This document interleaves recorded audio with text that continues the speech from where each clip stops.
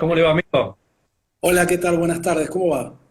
Bueno, Román, un gusto y un placer. Ante todo, agradecerte el tiempo y la predisposición. Sé que tenés un vínculo con Río Cuarto a partir del Turco, en Grupo Maradó.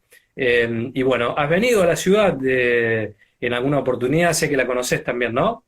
Sí, claro, Osvaldo Hueve, si digo que es como un padre, estaría exagerando la diferencia de edad.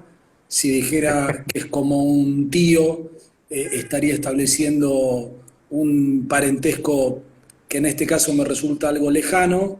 Así que más de una vez creo haber dicho, y creo que es lo que mejor encuadra, que es como una especie de hermano mayor, con una diferencia de edad importante, pero hermano mayor al fin, o algo parecido. El turco es de esas personas que cuando alguna vez he necesitado o he buscado o he sentido que necesitaba o un consejo o una opinión o algo parecido o contención ante distintas situaciones, eh, más de una de ellas me acerqué a él porque es un tipo con una sensibilidad enorme, con muy buena manera de pensar, muy sensible, muy sencilla, pero al mismo tiempo con mucho sentido común. Y bueno, y estoy hablando de sus características personales. Las profesionales no hace falta ni que las presente.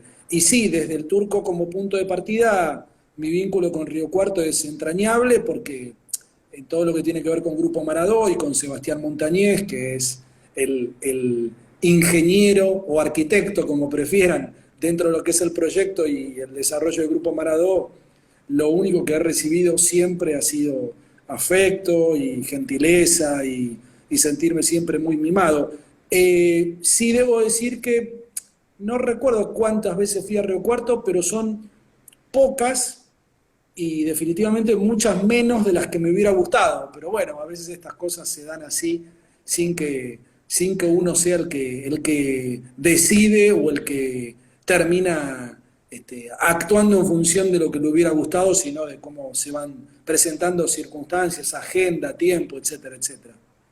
Cuando debutamos nosotros con el programa, con Sujetos de Derecho, el primer entrevistado fue uno de los primeros, eh, fue el turco, porque también es abogado de profesión, ¿no? Conoce de leyes y para nosotros es una referencia inconmensurable. Indudablemente, yo tengo la sensación de que no lo potenciamos del todo en función a tenerlo aquí, ¿no? A compartirlo en la ciudad, a verlo en el centro, en algún lugar, en el café, cuando se podía tomar café en la radio y demás. Creo que por ahí me pasó en algunas oportunidades, dos o tres veces, de ver gente de otros lugares del país que quería conocer dónde vivía Osvaldo Güemes, ¿no? Entonces digo, ahí empiezo a magnificar el tremendo relator. Creo, mi humilde entender, que está en el top 5, top 3 de los mejores relatores del país. Sí, no puedo más que compartirlo. Cuando uno compra pan en la misma panadería que aquellas personas Claro. que admira, las empieza a humanizar, lo cual implica un peligro también, ¿no? El Mono Burgos, el arquero que hoy es colaborador del Cholo Simeone en Atlético Madrid, siempre decía, él como ferviente admirador de los Rolling Stones, que cuando los Stones vinieron, él los fue a ver, y cuando alguna vez le preguntaron si desde su lugar, arquero importante, celebridad, arquero de River, los Stones, salvo creo que la última vez que tocaron en La Plata, siempre tocaron en River, y le preguntaron si él iba a buscar o iba a tratar de conseguir algún tipo de pase especial para tener algún contacto con ellos. Y el mono, dentro de esa este, mezcla de reflexión e hilaridad, contestó, no, no, para nada, no, no, no, no, yo quiero seguir teniéndolos en el póster, mirá si me acerco a Mick Jagger para saludarlo y veo que tiene una respuesta maleducada o simplemente, no, y no por maleducado, porque ahora sí hago la comparación con el turco, con quien fuere, uno tiene días o tiene momentos o está pensando en algo cuando alguien se acerca y por ahí le hace un comentario. y por ahí no responde, o no responde de acuerdo a la expectativa que espera el otro que uno tenga, y eso ya solo puede generar, qué sé yo, cierta desilusión.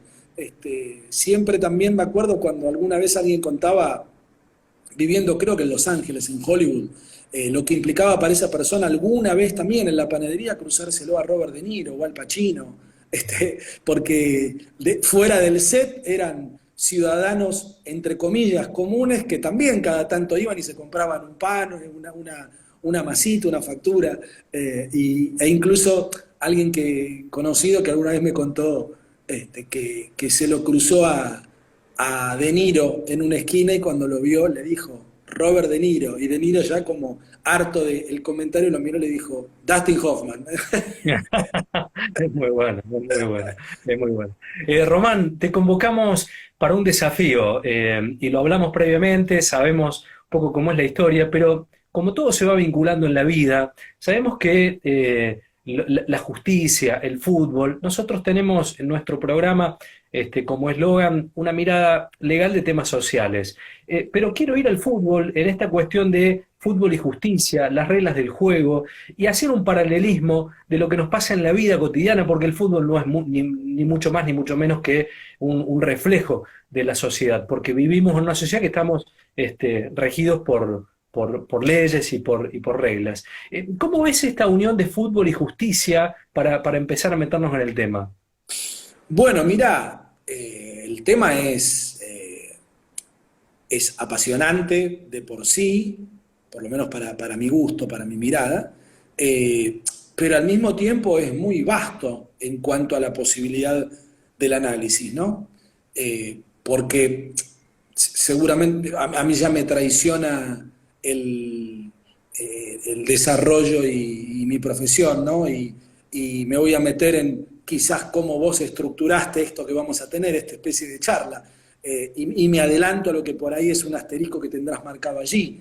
El VAR solo ya de por sí es todo un hecho en lo que tiene que ver con la justicia, las reglas y cómo adaptarlas al fútbol y a la resistencia que el fútbol, a diferencia de otros deportes, tiene, ¿no? En relación con el VAR, pero al mismo tiempo también la complejidad que el fútbol como juego tiene para aplicar el VAR, siendo un juego dinámico.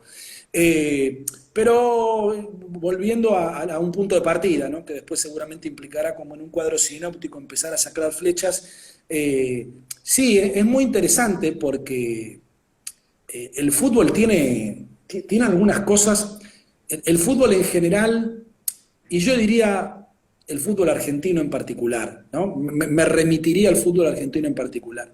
Tiene algunas cosas que lo hacen único, irrepetible, inclasificable, te diría, y en algunas cosas inexplicable, porque si viene, algunas veces nosotros ponemos este ejemplo que te voy a dar ahora, ¿no? Es un ejemplo, digamos, recurrente para distintos aspectos, aplicable también al fútbol.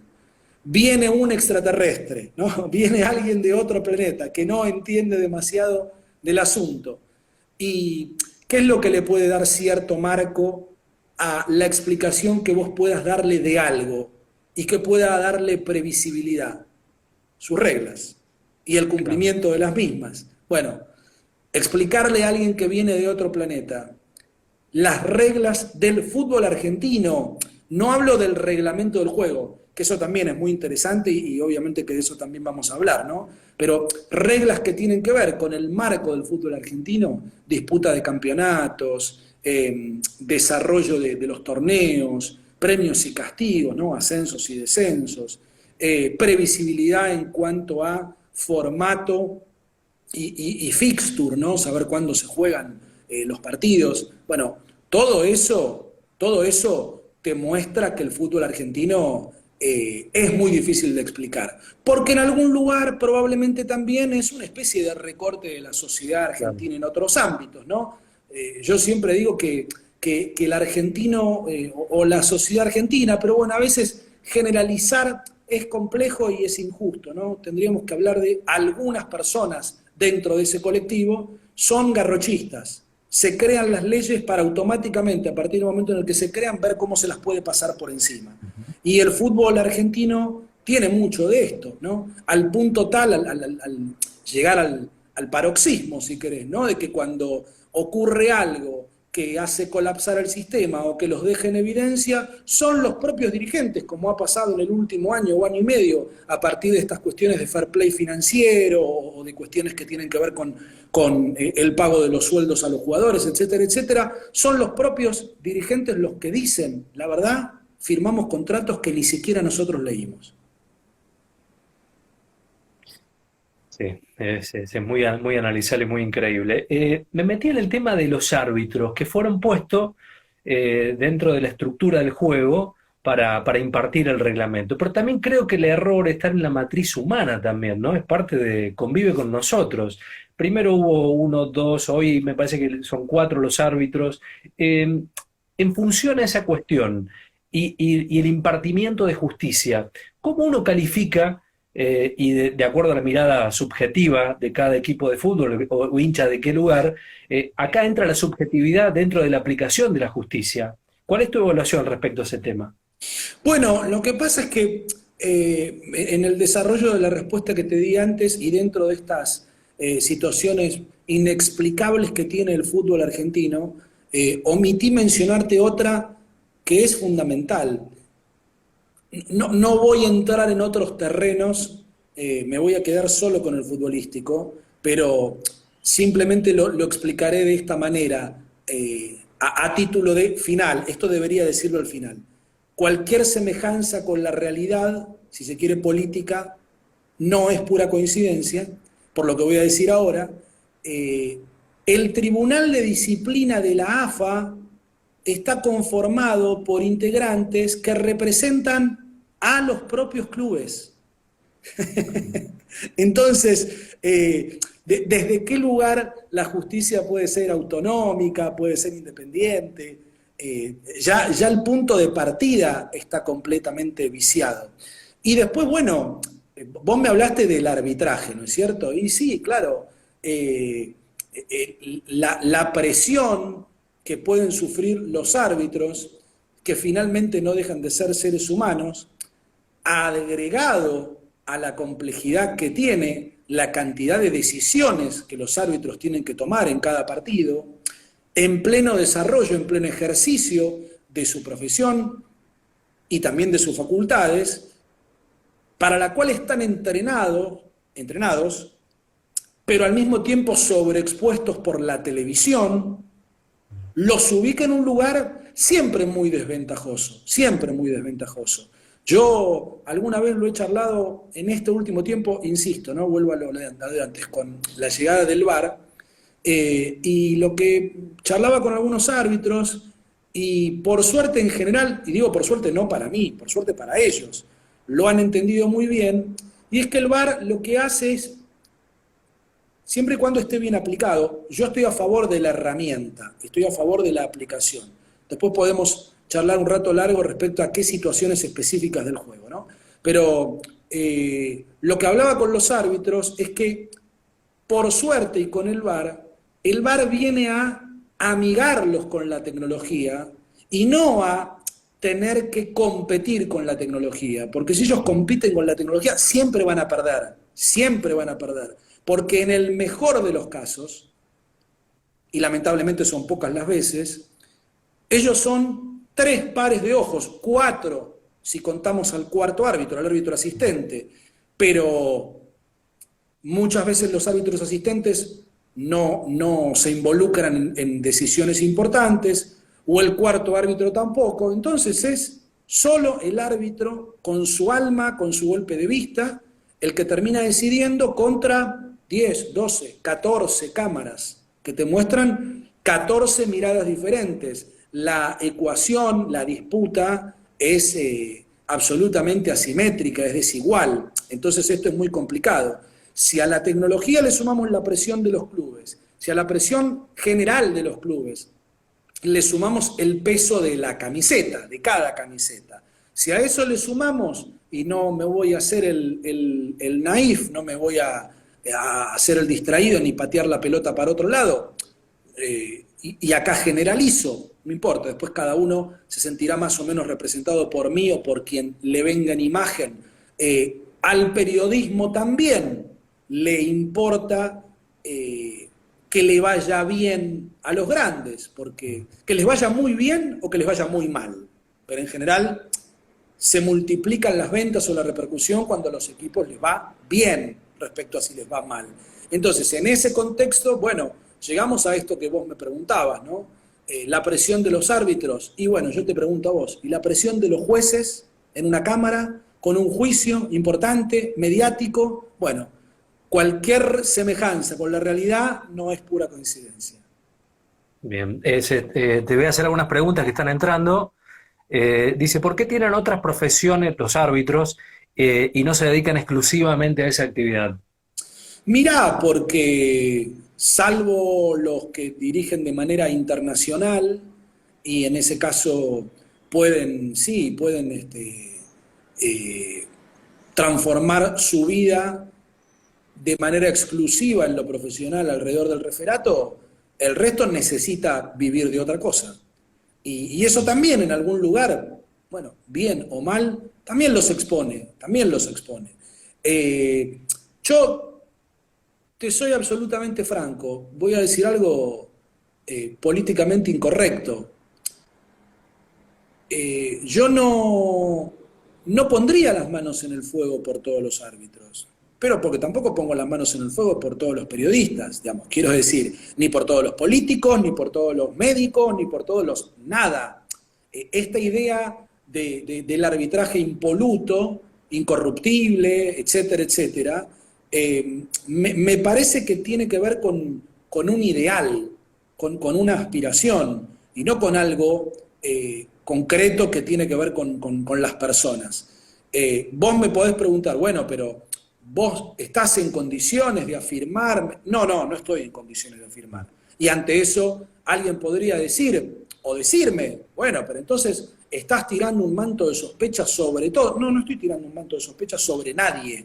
Simplemente estoy diciendo que en la condición de seres humanos, quienes dirigen al fútbol son seres humanos, nada más y nada menos que eso. Confío en su buena fe desde ya, por supuesto, siempre me va a pasar eso y siempre parto desde la buena fe. Pero además de todo lo que te dije, no te olvides, primero, que lamentablemente por nuestra sociedad, y acá sí tiene que ver con la idiosincrasia de cada sociedad, lamentablemente nosotros estamos entrenados para pensar mal, no estamos entrenados para pensar bien. Y por otro lado, bueno, a veces no hace falta haber vivido algo para saber qué ocurrió, o no hace falta tener una prueba irrefutable o contundente para darte cuenta que algo pasó. Como dice un amigo mío, si tiene 4 patas, cola y dice wow, es perro.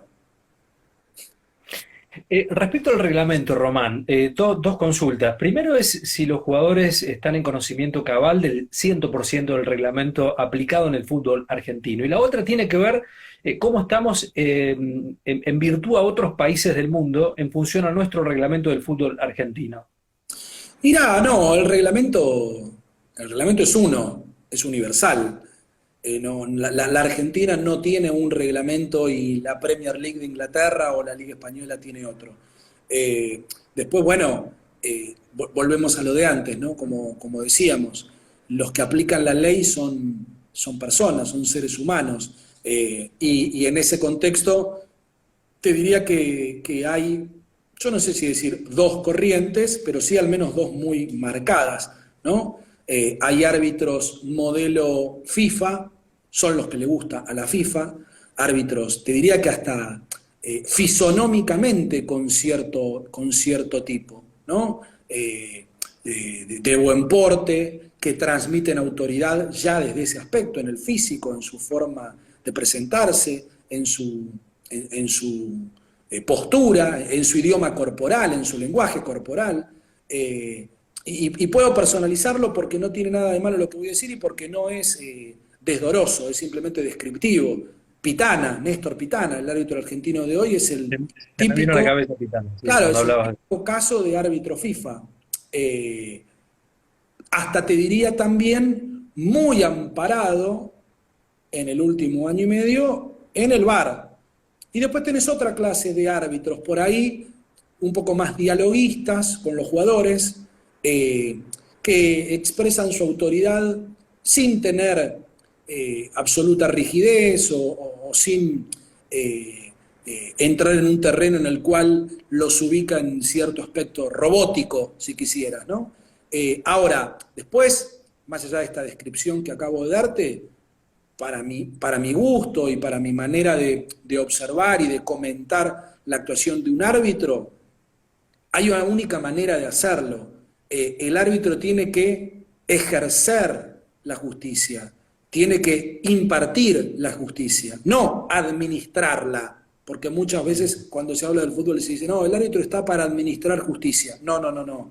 Mi concepto de administrar la justicia lleva a lo que, esto ya es subjetivo, lleva a lo que de repente a veces uno ve y que tantas veces hablando con amigos con los que juego al fútbol y lo mejor que tenemos siempre son las sobremesas, ¿no? Desde ya yo les hablo de lo que menciono como el reglamento de la piedad, que muchas veces cuando se aplica, siempre se aplica mal, pero a veces sin tener noción de lo que puede llegar a ocurrir después. ¿Cuál es el reglamento de la piedad? Y bueno, si te cobré un penal para vos y en mi cabeza me quedó dando vueltas, me quedó rebotando la jugada, y con el paso de los minutos, y cuando voy al entretiempo y hablo con mis colaboradores, ellos me dan a entender que tal vez lo que cobré como penal no era, y algo en la cabeza a mí me queda dando vueltas, y no te extrañes que en el segundo tiempo, consciente o inconscientemente, en algún momento tome una decisión para compensar o para enmendar ese error. O si a tu equipo le expulsé 3 jugadores y mi equipo va ganando 3-0, si en algún momento un jugador de tu equipo pega otra patada de expulsión, y probablemente el árbitro le muestre tarjeta amarilla en vez de tarjeta roja. ¿Por qué? Porque le agarra como cierta misericordia, cierta piedad. Y yo creo que el árbitro puede comprender el momento, pero si vos pegás una patada de expulsión al minuto de juego, es una patada de expulsión y punto. Digamos, y lo que te va a mostrar ante la audiencia, ante los espectadores y fundamentalmente ante los jugadores, es que vos tenés la autoridad como para, entre comillas, animarte a expulsar a ese jugador que al minuto de juego además pega esa patada porque tiene incorporado en su imaginario, como casi todos, que una patada bruta o brusca o violenta al primer minuto es la que se puede pegar, porque como va solamente un minuto no te van a expulsar. Hay un caso muy concreto de esto que te digo. A mí me gusta poner ejemplos porque es la mejor manera de referir. La semifinal de la Copa Libertadores de América de hace un par de años, que jugaron River y Lanús. River había ganado el partido de ida 2-0 y estaba ganando el partido de vuelta, el partido de revancha, 1-0. Después convirtió incluso un gol más. Y en un momento un jugador de River en el área hace una jugada por la cual la pelota pega en la mano de un jugador de Lanús y era penal. Y el árbitro sabía que era penal y debió cobrar el penal. Y no lo cobró por esto del reglamento de la piedad, así lo catalogo yo, ¿no? Y porque el partido en la sumatoria de la ida y la vuelta ya estaba 3-0 a favor de River. ¿Cómo termina esta historia? Que en el final del primer tiempo y en el desarrollo del segundo tiempo, River se quedó con esos... con un gol que tenía, había ganado 1-0 en la ida y ganaba 2-0, tenía 3 goles. River se quedó con esos 3 goles y Lanús hizo 4. Y se clasificó Lanús y River quedó eliminado. Entonces, después vino toda la discusión y todo el debate en relación con que el árbitro no cobró el penal, punto 1, y punto 2, y ahí viene un poco de lo que hablaba antes, y cierro para no aburrir con una respuesta tan larga, con la protesta de River, que no era cualquier protesta, porque las protestas de River o de Boca son las protestas del poder, de los más grandes, que además y en general les va a molestar a los hinchas de River y Boca lo que voy a decir, pero los hinchas lo que quieren siempre es injusticia a favor. En general, los hinchas de River y de Boca están acostumbrados a recibir mucho más beneficios que perjuicios. Entonces, cuando una vez les toca estar del otro lado del mostrador, Es cuando todos los otros hinchas dicen, ¿viste qué feo que es cuando vos sentís que la injusticia aplica sobre vos? Román, el VAR trajo, bueno, la tecnología, tratar de minimizar el error. Te hago dos consultas en esto. Primero, ¿cómo, digamos, y por ahí me meto en la cuestión psicológica, digo, cómo toma el árbitro hasta esa pérdida de autoridad ante la sanción del VAR, cuando él no sancionó y después a lo mejor revisa la jugada y efectivamente cobra la falta? Y la otra es, ¿todavía no estamos preparados en el fútbol argentino para aplicar el VAR? Mira, es muy bueno lo que vos planteás porque es un debate muy cotidiano y de vigencia absoluta en el fútbol en general, pero en el fútbol argentino además en particular, porque el fútbol argentino tiene todo aquello de lo que hablábamos y además está como muy naturalizado en el fútbol, la protesta, la ventaja, que un jugador que es expulsado en una cantidad sorprendente de veces los hinchas de su propio equipo, al jugador que es expulsado, lo aplauden cuando se va, que es algo difícil de entender. Ahora, yo creo que el VAR es importante, es interesante, pero hay una sola cosa peor que la no aplicación del VAR, y es la mala aplicación. Eh,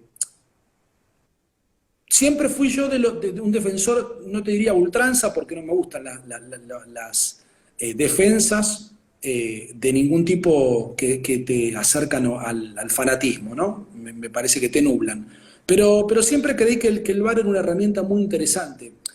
El tiempo y esta aplicación de la que vos me preguntás y de la que estamos hablando, me lleva a pensar que habría que revisar algunas cosas. ¿Por qué? Primero por algo que vos dijiste antes, que es muy interesante.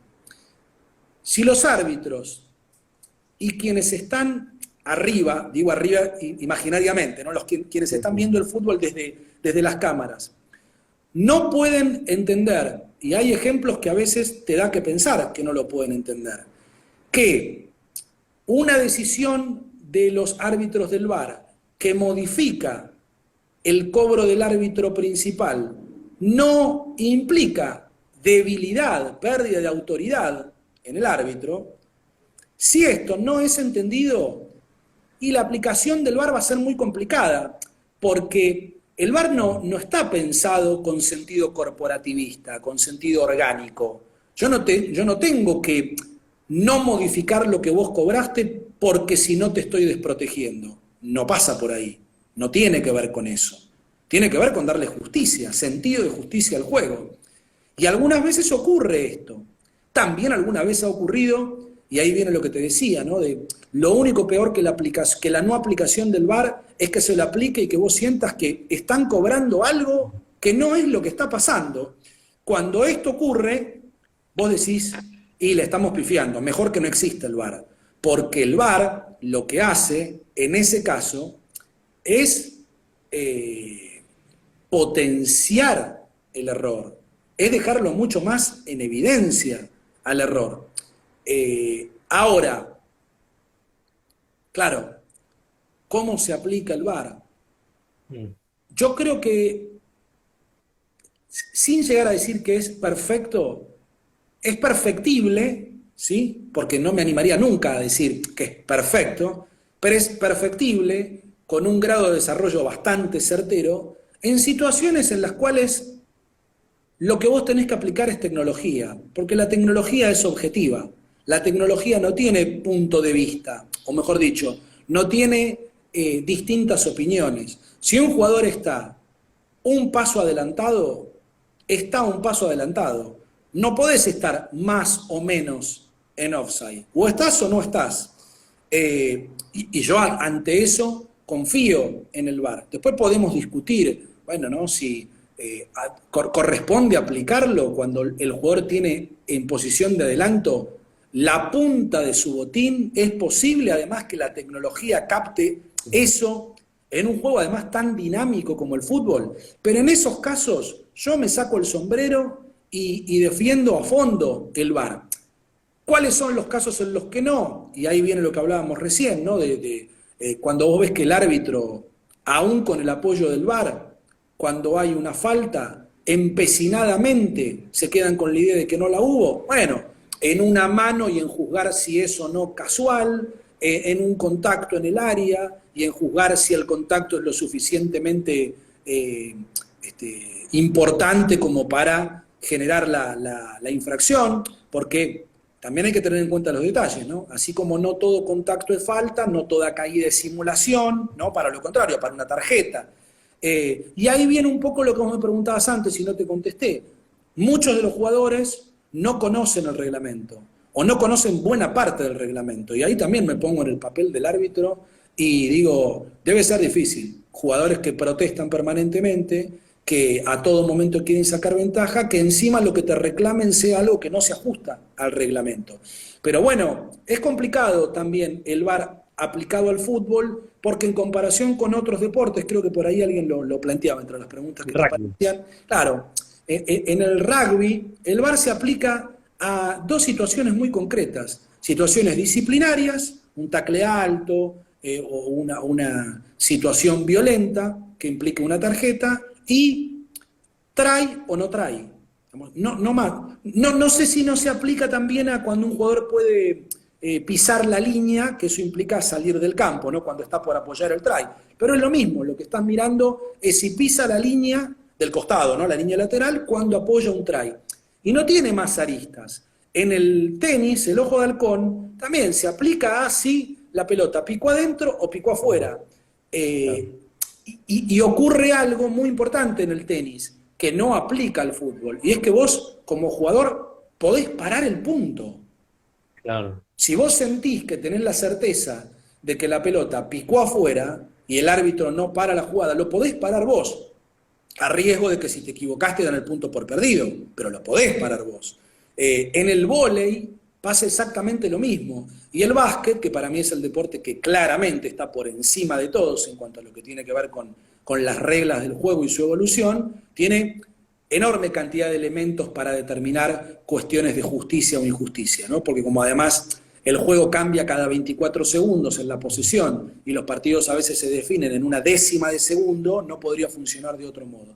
Pero en el fútbol es difícil a veces aplicarlo si lo que estamos midiendo, por ejemplo, es si la pelota en un ataque mío pegó en la mano de un jugador de tu equipo, o en ese ataque mío un jugador de tu equipo le pega una trompada a un jugador del mío y el árbitro no lo ve y la jugada continúa y en un contraataque tu equipo convierte un gol. Se ha dado un par de veces esto que estoy diciendo, pero si la pelota no sale y el partido no se para, no se interrumpe, vos no podés frenarlo por la sospecha de que pueda haber pasado algo o porque el VAR, que tampoco lo puede hacer, cuando viene el contraataque le diga al árbitro, frenalo, frenalo porque hubo una trompada que vos no viste. Hasta que el juego no se detiene, vos no lo podés parar. Salvo que lo hubieras visto, no lo podés parar. Entonces, ¿ha pasado alguna vez que en un área, en un equipo que atacaba, el equipo que defendía, un jugador del equipo que defendía, le pega una trompada a un jugador del equipo atacante, el árbitro no lo ve, el juego continúa, en el contraataque se convierte un gol del equipo que hasta hace segundos defendía, el árbitro cobra ese gol y cuando el juego se detiene, del VAR revisan toda la secuencia y anulan el gol del equipo que convirtió, retrotraen la jugada, cobran penal porque la pelota estaba en movimiento y expulsan al jugador que pegó la trompada. Pero te lo digo y te lo recuerdo porque es una situación excepcional y porque pasó en Alemania. Un detalle no menor. O sea que todos esos conceptos hacen que en el fútbol nuestro de cada día sea casi imposible la aplicación, ¿no? Yo creo que hay que pensar que es posible, yo creo que hay que bregar por la aplicación, eh, reconozco y acepto que el VAR es una tortura para los relatores, porque gritan un gol y de repente después el gol se anula, y esto por ahí puede pasar 4 veces en un partido, pero si las 4 veces que pasa, los goles que fueron anulados porque correspondía, bueno, pensemos, ¿qué queremos? ¿Qué es lo que queremos? ¿Que el fútbol tenga un poco más de justicia o que se acerque lo máximo posible a la justicia? ¿O por el folclore? Digamos, es una palabra que yo en general salvo cuando está bien aplicada, pero cuando se usan tanto y se manosean tanto algunas palabras, casi que las termino quitando de mi vocabulario, ¿no? Folclore es Atahualpa Yupanqui, folclore no es, uy, grité el gol y estaba 1 metro adelantado y lo tienen que anular. No, nos están quitando el folclore del fútbol, no, dale. Y esto como se usa mucho en la jerga del fútbol, ¿no? Sacate el termo, no seas hincha termo, y pensá que lo que hoy te está perjudicando, mañana, entre comillas, te va a beneficiar. Y en realidad ni te perjudica ni te beneficia. Es pensar en un fútbol un poco más justo. Sí, la cultura de parar el partido, y esto es lo que el fútbol y desde el VAR tiene que tratar de mejorar, sobre todo en la Argentina, porque el software que se usa en la Argentina no es el mismo que se usa en Inglaterra o en Alemania. Entonces por ahí cuando llaman al VAR y tienen que revisar una jugada, por ahí tardan 4 minutos. Y entonces vos decís, ¿qué es lo que están mirando si el partido se para 4 minutos?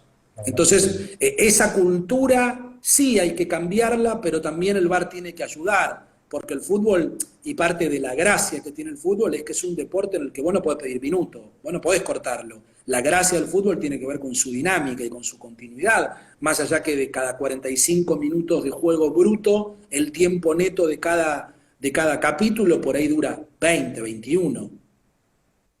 Eso nos hubiera impedido festejar el gol de Diego, ¿no? Con la mano, si hubiese estado el VAR.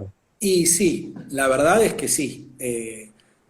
Pero bueno, no existía. Y además, a mí me parece que, si bien es verdad todo lo que se dice, porque es irrefutable, respecto al primer gol de Diego, a mí siempre me pasa y no es por exorcizar al gol de Diego, ¿no? No es por excusar al gol de Diego, mejor dicho, al primero. Pero Diego fue capaz, siempre hablo del Diego futbolista, ¿no?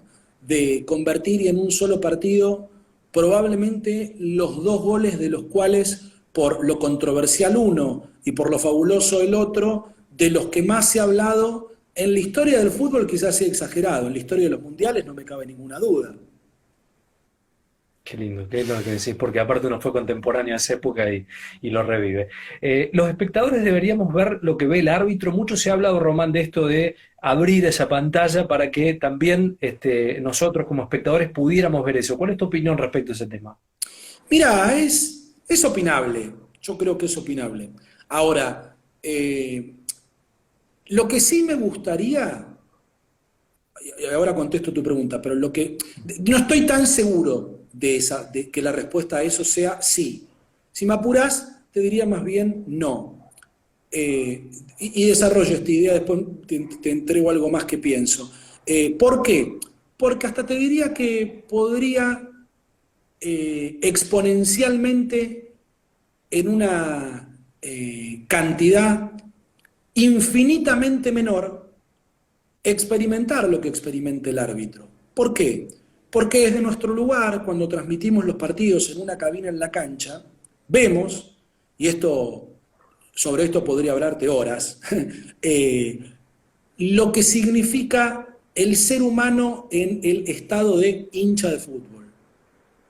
Y es, en algunos casos, penoso, patético, irreconocible, violento, irresponsable. El estado de emoción violenta en el que se transforma muchas veces el ser humano, en el estadio, en la secuencia hincha de fútbol, lo pone en un lugar complejo. Y yo, como periodista, opinando en un partido, a veces lo sufro, ¿no? El hincha que automáticamente en una platea, cuando yo comento partidos para la radio, bueno, hay muchas cabinas que ya tienen un monitor, incluso cuando uno está en la cabina, sin importar si transmitís para radio o para televisión. Con lo cual, esto que te voy a decir ya a esta altura pasa independientemente de cuál es la herramienta que vos usás, ¿no? Si radio o televisión. Pero cuando los hinchas ven que vos tenés un monitor en la cabina, ante cualquier jugada polémica, automáticamente, voy a hacer el gesto aunque salga de cámara, lo que hacen es esto. Y quieren mirar en tu cabina cómo fue la jugada. Pero además de querer mirar, ese es el primer reflejo. El segundo es hacer esto y preguntarte, ¿qué te pareció a vos? Y yo reconozco que en la mayor parte de las canchas, porque además las cabinas son siempre en la misma posición, uno ya establece una especie de relación con los hinchas y de cierta corriente, sino de afecto, de simpatía, y al que no le simpatizás, claramente no establece ninguna corriente. Entonces hablo con los que generan un mínimo de relación. Esos por ahí, si vos le decís hincha de River, hincha de Boca, penal para ellos, supongamos, ¿no? Y el árbitro no lo cobra, y miran el monitor y después te miran a vos, y si vos le decís, nada, no fue penal, y en general la respuesta de ellos es reírse como si, es verdad, no fue penal. Pero los que están 4 filas más abajo, o si en un mismo partido esta misma situación se repite varias veces, aún el más amable empieza a volverse menos amable. Entonces, imagínate que si eso me pasa a mí, ¿qué puede ser lo que le va a pasar al árbitro si las 50, 60 mil personas que están en el estadio pueden ver en un monitor eso que a los árbitros los va a ubicar en un lugar difícil e incómodo? Por lo tanto, ante esa situación no estoy de acuerdo, para nada, no estoy para nada de acuerdo. Yo creo que es una casi idea de preservación del árbitro, que lamentablemente, ojalá pudiéramos estar preparados para poder ver esas imágenes polémicas, pero no favorece en nada y probablemente los perjudique. Lo que sí creo, y ahí vuelvo a lo que te iba a decir, es que al menos lo probaría. El fútbol, el problema que tiene es que muchas cosas tiene un reglamento y quienes lo manejan absolutamente paleozoico, muy conservador. Lo que sí probaría, a ver qué pasa, es que si la gente que esté en el estadio no, los espectadores o los televidentes, digo, sí, puedan escuchar el diálogo entre el árbitro y los integrantes del VAR para saber qué es lo que están debatiendo, y una vez que el árbitro decidió, ahí sí, todos los espectadores, como en el fútbol americano, pueda tener un micrófono que se habilite y que le cuente a los espectadores qué es lo que cobró y por qué lo cobró. Porque los espectadores que están en la cancha, frente a todo este tipo de situaciones, Claro. como siempre, se quedan afuera. Mencionaste el tema de estado de emoción violenta y me viene a la cabeza el tema barra brava, ¿no? Un tema bastante complejo en nuestro fútbol y en la aplicación de la justicia. ¿Qué mirada tenés respecto a ese tema? La peor, obviamente. La peor y absolutamente pesimista. No tengo una buena perspectiva al respecto. Creo que eh, el futuro respecto al barrabravismo, para decirlo de alguna manera, es muy malo, es muy oscuro, porque las barras bravas, directa o indirectamente, tocan demasiados puntos sensibles y haría falta para desterrarlas, eh, quitar de la escena a demasiados actores. Las barras bravas tienen que ver con la política y con los políticos, las barras bravas tienen que ver con los dirigentes, las barras bravas tienen que ver con los jugadores, las barras bravas tienen que ver con la justicia, las barras bravas tienen que ver con la policía, las barras bravas tienen que ver hasta en algunos casos con los periodistas. Entonces, desterrarlos, quitarlos de la escena sería modificar la cabeza y modificar su modus operandi que involucra a todos estos actores que te acabo de mencionar. Y la verdad no lo veo posible. Cuando a veces se habla de, no, bueno, pero en Inglaterra desterraron los hooligans, ¿por qué si en Inglaterra sacaron a los hooligans, que eran feroces, que eran violentos, por qué el fútbol argentino no va a poder sacar a los barras? Y ante esa afirmación que he escuchado más de una vez, está bueno investigar, está bueno averiguar.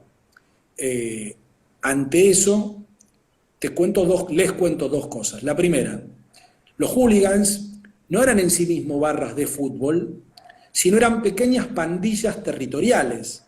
Los hooligans eran la patota de mi barrio y se peleaban con los de otra hinchada, pero en el fondo, o en esencia, se peleaban contra otra patota barrial.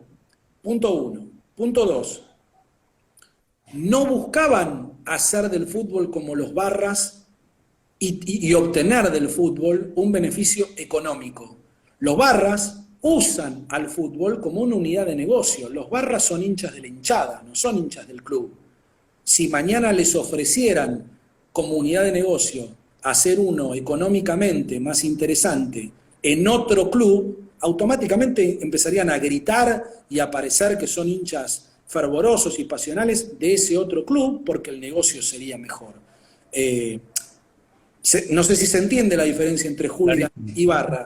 Y además, y agrego este otro detalle, que va de la mano de lo primero que te decía. Hace unos años, pensando en ver la posibilidad de erradicar las barras, vinieron a la Argentina integrantes de Scotland Yard, del Servicio de Inteligencia de Inglaterra, que habían erradicado los barras, o los hooligans, mejor dicho. Estuvieron en la Argentina 2 semanas. Fueron a distintas canchas, vieron cómo funcionaban las barras, decodificaron el gen, digamos, ¿no? Barra, investigaron, vieron qué contactos tenían los barras, después de 15 días se fueron, le dieron la mano a quienes los habían invitado y le dijeron, muchachos, esto es imposible de resolver, arréglense como puedan, lo que nosotros quitamos del fútbol inglés, lo que nosotros eliminamos del fútbol inglés, tenía otro tipo de formación, otro tipo de desarrollo y otro tipo de vínculos. Lo de ustedes es muy complicado. Sacar el alambrado de nuestros estadios es difícil, ¿no? Uno ve en Europa, los jugadores por ahí festejan hasta con el mismo público, y eso tiene que ver con con lo cultural nuestro, con lo pasionales que somos. Sería imposible. Bueno, Banfield ya lo ha hecho en una platea y el resultado fue bueno. Creo que Boca planea para un futuro en el día en el que todo esto, porque algún día todo esto se va a terminar y el fútbol pueda volver, y algún día todo esto se va a terminar y el fútbol pueda volver y pueda volver con público. Boca creo que está pensando en la idea en una platea que es la platea de sus de su banco, perdón, de su vestuario, de su túnel. Del otro lado están los palcos y ahí no hay alambrado. En esa otra platea que tiene como una especie de policarbonato, no tiene un vidrio normal, quitar ese policarbonato y que no haya nada. Ojalá, la verdad, ahí, y es patético, ¿no? También volvemos a lo que te decía antes desde mi lugar, de una cabina de transmisión. Ahí hay la más cruel y patética expresión de cómo a veces ciertas conductas, nada más que eso, ¿no? Pero en un momento de emoción violenta de un partido, te muestran que hay hinchas que se vuelven energúmenos y que por un rato o por un momento tienen una conducta tan barrabravesca o más que los que están parados arriba de un paravalancha. Y es gente que, o son personas que tienen educación, cierto estado social y cierto estatus económico preparado e importante, y sin embargo vos los ves y decís, no puedo creer lo que estoy viendo. Pero bueno, no vamos a resolver el flagelo del fútbol importante que es las barra bravas, y no vamos a resolver tampoco, porque esta otra contraparte que te cuento te muestra que la violencia está instalada sin un lugar fijo de tribuna, me refiero, ¿no? Sin un lugar espacial fijo. Pero bueno, ojalá que eso pueda ser una posibilidad, ojalá eso pueda ser una alternativa. Lo que ocurre es que lamentablemente, y vuelvo al principio de la charla, si en la calle, lamentablemente esto pasa cada vez con más frecuencia, pero vayamos a una situación normal.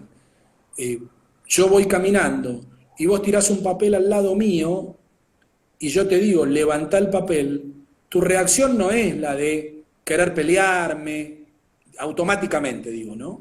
O arrojarme algo, o insultarme mal durante un par de minutos. Hay como ciertas barreras que nos frenan, porque tiene que ver con usos y costumbres, con reglas, con normas que respetamos. Bueno, todo eso trasladado al fútbol no está. Los resortes del fútbol no están en cuanto a la contemplación, en cuanto a la paciencia, en cuanto a la tolerancia ante la frustración. Lamentablemente el fútbol es como que pareciera tener una lógica propia y una violencia desatada propia. Y eso es muy triste, obvio. Algunos dicen que el fútbol no es ni justo ni injusto, que la injusta o la justa es la sociedad. Algo hemos hablado y has expresado un poco este tema, pero nos queda poco tiempo para ir cerrando. ¿Estás de acuerdo con este concepto? ¿Crees que tiene una cosa que ver con la otra? Bueno, yo te lo decía antes, ¿no? Yo creo que el hincha de fútbol en la Argentina, sobre todo, lo que quiere es injusticia a favor, ¿no? Acá uno de los amigos que se sumó pone, cuando describía todo lo anterior, se llama pasión. Sí, pasión. Yo revisaría eso, ¿no? Porque si la pasión te lleva a ejecutar acciones que traspasan ciertas normas, ¿no? ¿Qué es lo que regula un marco de una sociedad civilizada? El cumplimiento de las normas. Perdón, y agregaría un detalle muy importante, y sin querer caer en rigidez ni en disciplinamiento. Mirá lo, entre comillas, mal que estamos, que tengo que andar aclarando esto que estoy diciendo, a favor de, y el cumplimiento y la sanción por el no cumplimiento de las normas. ¿Es cierto? Porque está todo tan mal y está todo tan transformado que decir, bueno, cumplimiento de las normas y sanción en el caso de que éstas no se cumplan, pareciera que uno lo que está pidiendo es una disciplina absolutamente rígida. Mirá, en el fútbol de la mayor parte de los lugares en donde no hay barras bravas, cuando un hincha cualquiera, ubicado en un lateral, en una cabecera, en un palco, comete un acto irracional, tira algo, lastima a alguien o no lastima, porque ese es el otro detalle que tiene que ver con el fútbol argentino. En general se mide la puntería del francotirador. Si yo te tiro una piedra de un tamaño que te puede romper la cabeza, siendo vos arquero, ¿no? Que son los que están de espaldas además, nada más cobarde que eso, ¿no? Y la piedra cae al lado tuyo, el arquero va, la agarra y se la muestra al árbitro, y el árbitro no es culpable de eso, pero es quien puede aplicar la autoridad. Como no le pegó, el árbitro lo que pide es que vaya policía a cuidar que no sigan tirando piedras. ¿Hasta cuándo? Y hasta que en algún momento una piedra le pegue en la cabeza y le rompa la cabeza. Y en general, cuando la piedra además no le pega, esto despierta otro tipo de fenómeno, y es que entre los propios jugadores se dicen, no, dale, sigamos jugando, si no te pego. Pero bueno, vuelvo a lo que me preguntabas, y a lo que te decía, cuando alguien tira algo en otro país, son los propios que están al lado los que le mencionan a la seguridad. Es este el que lo tiró, llévenselo, porque es un irresponsable, porque es un egoísta, y porque está poniendo en peligro el desarrollo de la verdadera pasión de todos los otros, que quieren que el equipo gane jugando, no tirando una piedra. Yo creo que la justicia o la injusticia en el fútbol, sobre todo en nuestro país, es bastante oportunista, ¿no? Si me dan el gol con la mano y le ganamos a Inglaterra, bueno, forma parte del folclore.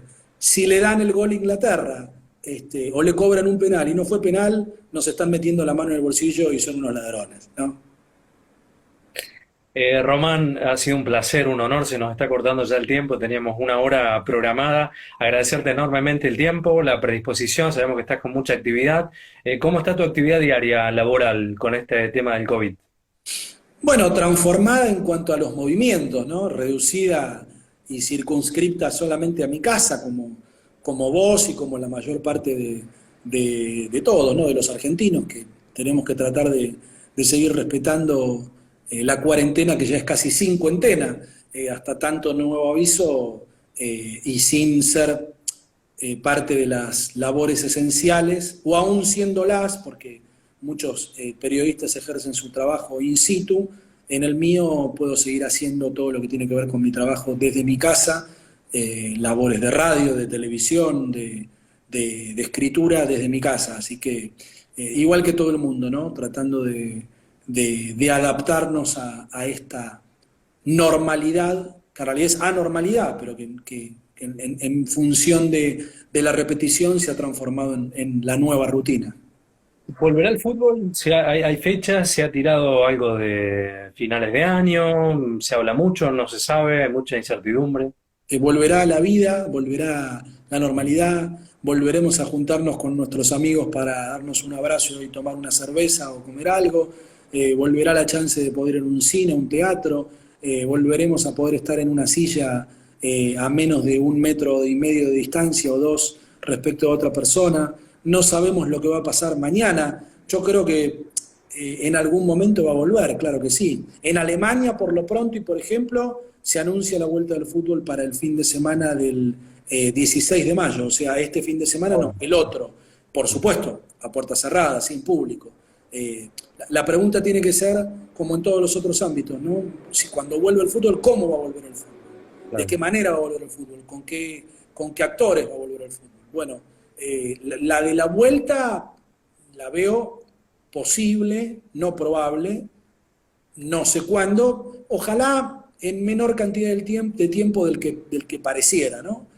Con público, bueno, eso sí, ya lo veo bastante más complicado y no me animaría ni por asomo a establecer un pronóstico. No hago pronóstico cuando hablo de partidos de fútbol, imagínate. Claro. Menos respecto de un tema como este que no me supera, del cual no entiendo y no sé nada. Entonces, trato de no cometer ese vicio periodístico, que es el de decir, no importa de qué se trate, tengo que opinar, estoy a Opinamos. favor o estoy en contra. De lo que no entiendo nada, prefiero escuchar a los que creo y les creo. Te mando un enorme abrazo, Román. Muchas gracias, ¿eh? Un placer, hasta la próxima, chao.